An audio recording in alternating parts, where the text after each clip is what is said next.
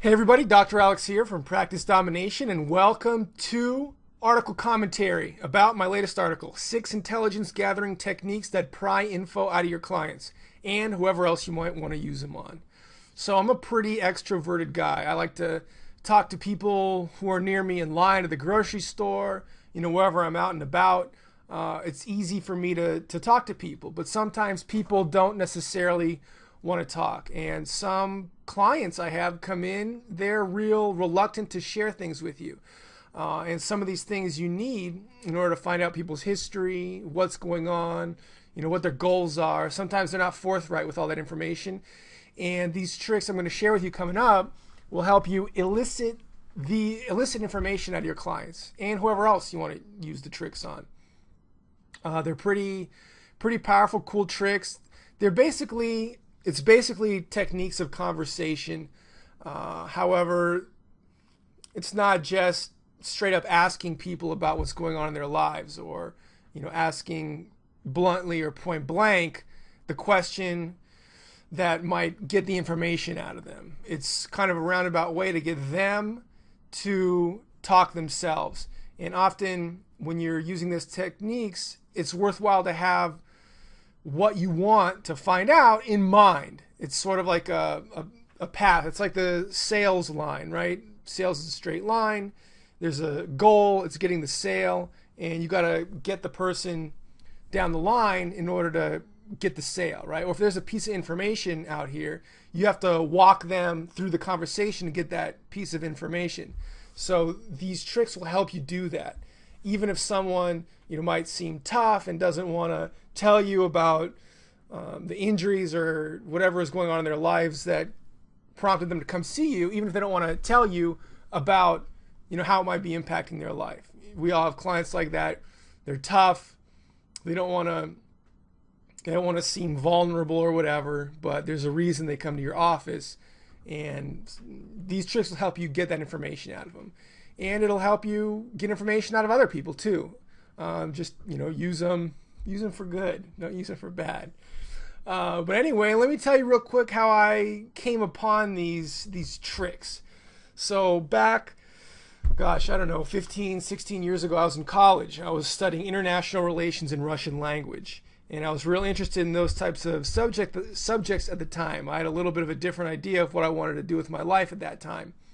And so because of that, I was always reading books on history, war, the military, intelligence, and that kind of stuff, spy kind of stuff, because it really interested me. I mean, it still interests me.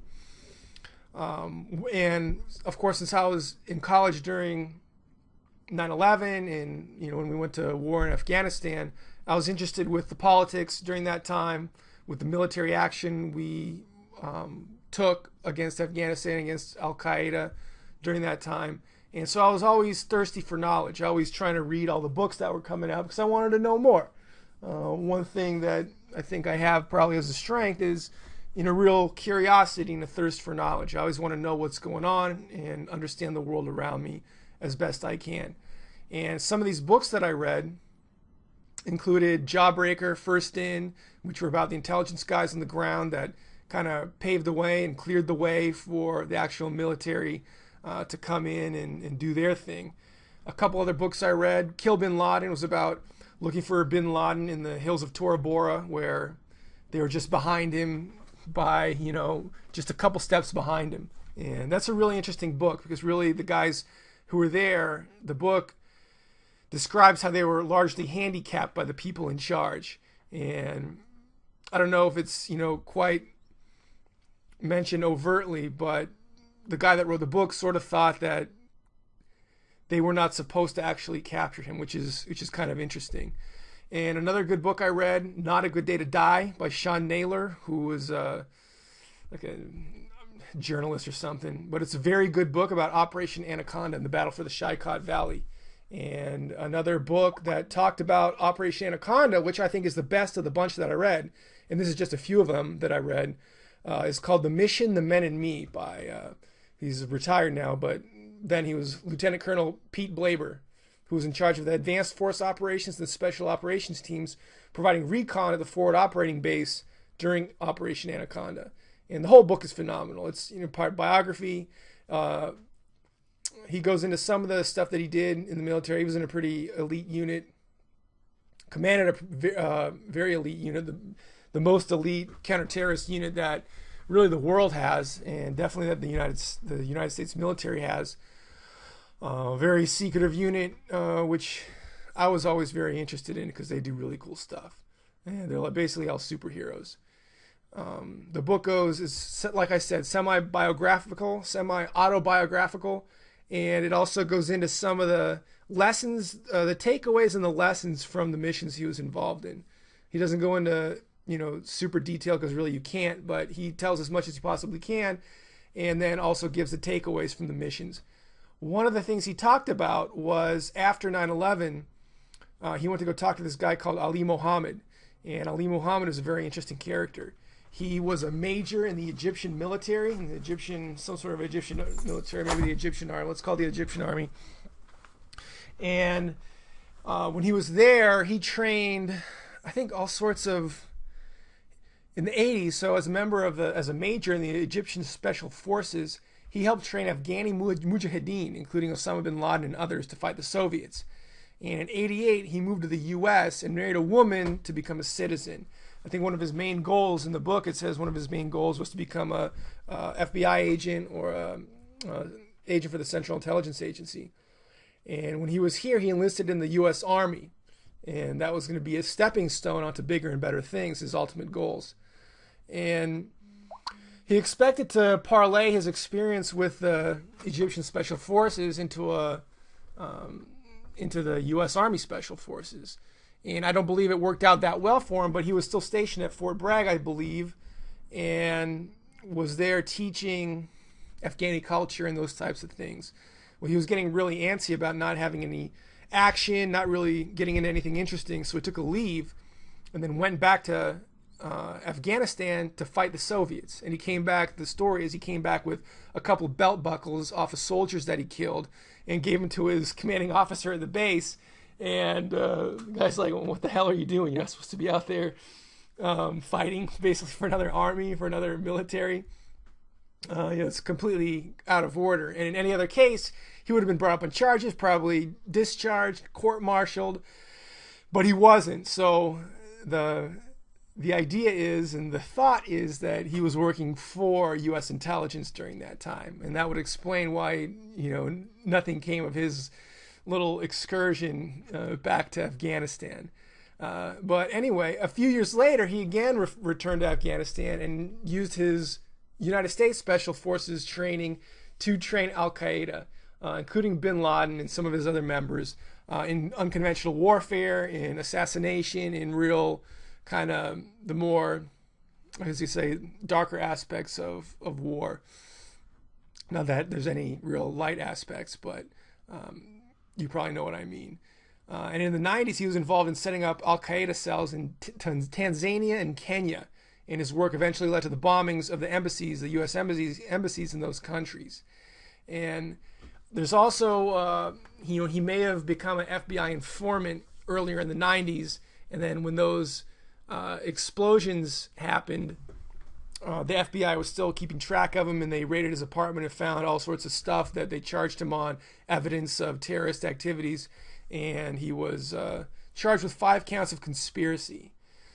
And later on, it looks like he decided to cooperate with the U.S. government to aid him in their search for bin Laden. And for this very reason, Lieutenant Colonel Pete Blaber went to go visit him in prison to get information out of him. And one of the things that Lieutenant Colonel Blaber went to polish up on before he went to go talk to Ali Mohammed was elicitation skills and counter-elicitation skills. And when I read that, I immediately started looking for anything I could get my hands on about this elicitation and counter-elicitation because it's interesting to me. So elicitation basically is to bring forth. It means to bring forth. It means to get information out of someone. And counter-elicitation is, of course, preventing people from getting information out of you. And you might already see how this can be useful both in a clinical setting and really anywhere, you know, especially business intelligence or any type of other type of intelligence. You have to be conscious about what you talk about and how you talk. A lot of people talk, they don't really think about what they're saying or how they're saying it. They just jump into conversations and they aren't real conscious about what they're saying or the implications of what they're saying, what kind of impact what they're saying might have on other people, on themselves, what kind of information they're giving away. So like I've talked about before, it's important to really stay conscious, think consciously, and think critically about your own actions, what you're saying and how you're saying it, because it's important to think about that. Otherwise, you're a robot, right? If you're not thinking about what you're saying, you're going off your pre-programmed thought process, your pre-programmed operating system in your head, and that can be dangerous. It's kind of a sidetrack. It's kind of a digression, but this stuff's interesting to me, and I like talking about it. So when he mentioned he took courses in elicitation, I had to learn what that was, and I did. I got most of the stuff available. This was probably 10 years ago. I got most of the stuff available, and there's really not a whole lot more available now, which shows you, I don't know, I guess it's kind of secretive information. It's information that not many people have to actually utilize, so because of that, not much has been written on it. But I'm going to talk to you about some of the techniques right now that you can use with anybody. And once you start using them, basically they're conversational techniques you can use to perpetuate conversations. And start practicing these. Just keep them on your mind. And once you start practicing them, they'll become automatic. Now, sometimes I can't get people to shut up. You know, I talk to them and I just kind of, I don't think consciously, and I just use these things when I shouldn't, and then I start learning too much when I'm not interested, and sometimes I gotta go. I don't want to continue talking so long, and you'll probably have this problem too. So get good at learning how to end conversations in an elegant manner, so you don't have that problem. Now, the first way to open someone up is with a provocative statement, and that doesn't necessarily mean offensive. It means just something that may surprise their target and more momentarily put them off guard, so you can follow up with another technique. It's like a jab in boxing. The jab, it's meant to disrupt and disorient your opponent so then you can land with something bigger. It's supposed to get them off their game a little bit. It's sort of, perhaps you might say it's a pattern interrupt. So you say something that might be a little bit provocative, like a non sequitur or a damaging admission, something personal like a feeling you have or a frustration, and that can get the ball rolling as far as directing the conversation to where you want to go. You can also use this technique by itself to draw out opinions and positions of various people regarding more sensitive topics like politics. Now, you know, I have fairly strong opinions about politics, and one way you might gauge someone's opinion on politics is saying, like, just broaching the subject with a phrase like, you know, God, I'm really worried these days about, the outcome of the election and what's going to happen. And that doesn't necessarily reveal anything that you're worried about or who you could be worried about what would happen, say, if Trump got elected and the election already happened. But, let's go back a couple of weeks, like a month.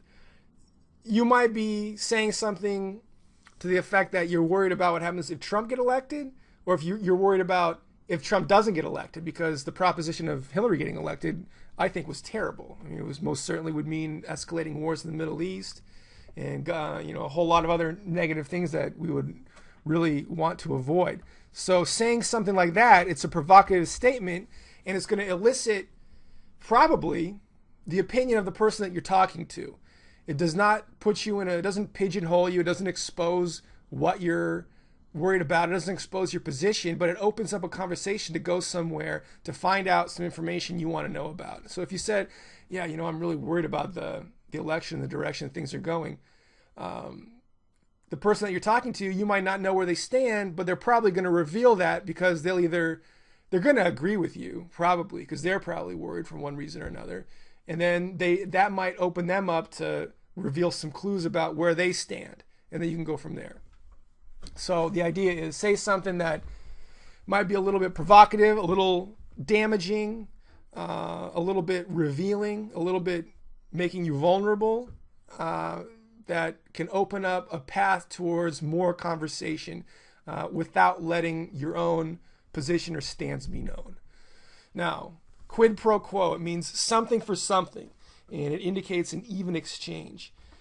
In the context that we're talking about here, it means that if you tell someone something, they're probably going to reciprocate and tell you something in return. And that taps into the power of reciprocation, which is, if you read Cialdini, influence, it's one of the things when you give someone something to someone, naturally it causes them to want to reciprocate and give something back. That's why, in the office, you can offer someone a drink or something nice, and they're going to have a better shot of doing business with you because they feel, it's kind of subconscious, but they feel a little bit indebted to you, even though it might not, necessarily be true debt that they have to repay. If you offer them something nice, they're going to like that, and they'll probably want to offer you some sort of benefit in return.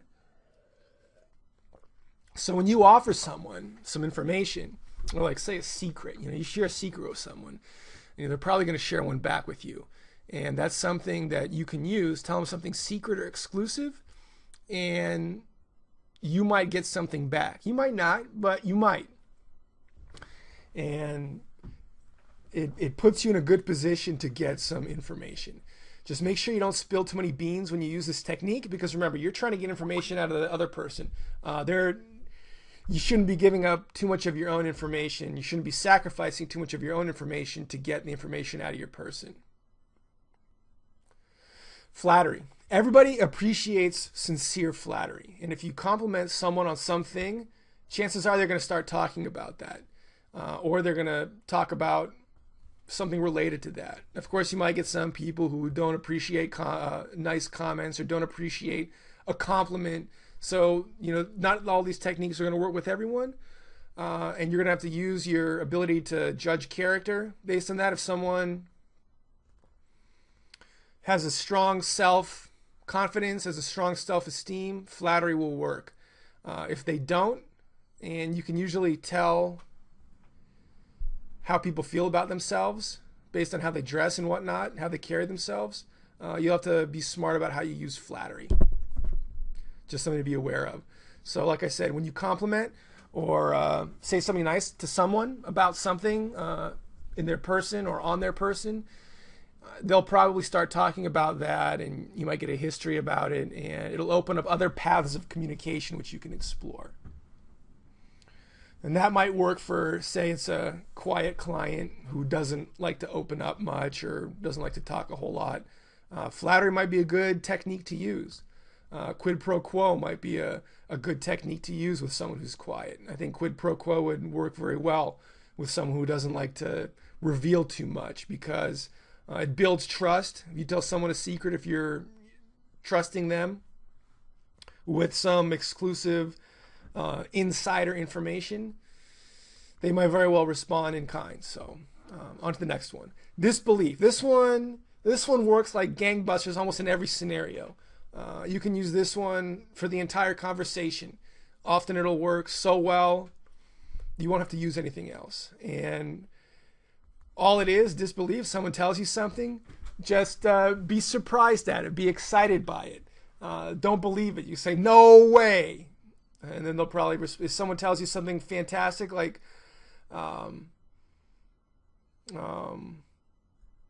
let's say, oh yeah, I was in a terrible motorcycle accident. And you say, motorcycle accident? Yeah, I was going like 120 miles an hour, and 120 miles an hour? No way, get out of here. And of course, they're going to start talking about that. That's probably not the best example, because someone will probably want to talk about a motorcycle accident they were in anyway. But that's just how it works. When you show disbelief, or if you're surprised at something, you might, and you express that surprise, you're probably going to get more information out of them. I won't exactly say a scenario where I used this recently, but it had to do with a family member of one of my clients who had some misfortune happen to them. And if you use some disbelief in a situation like that, you're going to find out what happened. And that disbelief was not like an excited disbelief. It was kind of a sad or a morose disbelief. And I genuinely liked the patient, the client, Well, so I wasn't, necessarily like trying to pry or anything. I was just interested with what happened. But you use that, you use something like disbelief, and you're going to get a lot of information. So use it. It's good. You can set it up, set up the technique with a quid pro quo. If you tell someone an exclusive piece of information and they respond with some exclusive information of their own, you can use some disbelief to have them continue with that conversation. So it's good in that regard. If the target stops, yet you still want more, you can use repeating words or mirroring phrases. I just gave you an example of that with the motorcycle accident. However, here's how it works. If someone mentions something to you that you want to learn more about, you can put that word or phrase into a question and repeat it back. Often they'll expound. Here's a rudimentary example. Let's say your client mentions they hurt their back in a serious rugby injury. If you want to learn more, you can pair it back. Rugby injury? Further, if that seems too obvious of a prompt, like say you're going after something a little bit more sensitive, they might not respond to favorably to a more overt inquisitory question or a more overt inquisition. You can make an oblique reference to the topic with something related to keep the conversation going, meaning you put the word or phrase in different terms and parrot it back. So instead of parroting back rugby injury, you say like, yeah, contact sports, fun. And that might keep the conversation going. So they might return and say something like, yeah, tell me about it. I got a number of injuries playing rugby. I got a number of injuries when I was playing lacrosse too.